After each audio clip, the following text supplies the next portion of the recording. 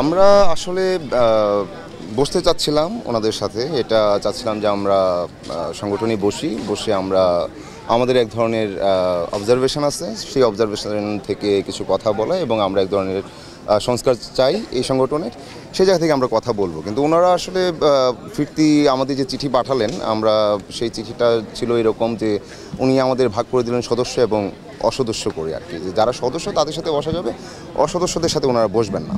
কিন্তু আমরা যেই সময়টার মধ্য দিয়ে যাচ্ছি সেই সময়টায় যদি আপনি বলি যে লাইক আমরা সাধারণ, হ্যাঁ, তো সাধারণ হিসাবে সাধারণের বক্তব্য আমরা বলতে চাচ্ছি।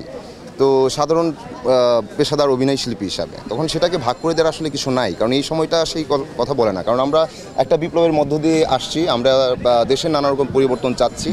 সেই সময়ে আমরা জানি যে অনেক নীরব থেকে বা অনেকে সম্পৃক্ত থেকে অভিনয় শিল্পের মানুষ ওনারাও নানাভাবে একটা সরকারকে আসলে প্রশ্রয় দিয়েছেন বা তাদের সমর্থন দিয়েছেন। তো সেটা দেওয়া অন্যায় কিছু না, এটা যে যেই রাজনীতি করে সে অনুযায়ী করতে পারে। বাট একটা শিল্পী সংগঠনের প্রতিনিধি হিসাবে রাজনৈতিকভাবে ইনভলভ থাকাটা খুব বেশি সমীচীন না, এবং এটা সাংগঠনিকভাবে বা গঠনতন্ত্র অনুযায়ী শিল্পী অভিনেতা শিল্পী সংঘ আসলে অরাজনৈতিক সংগঠন। তো সেই জায়গা থেকে আমরা কথা বলতে চাচ্ছিলাম। তো ওনারা আমাদের সদস্য অসদস্য একটা খুবই আসলে হাস্যকর একটা ভাগ করে বিভাজন করে আসলে বসতে চান নাই।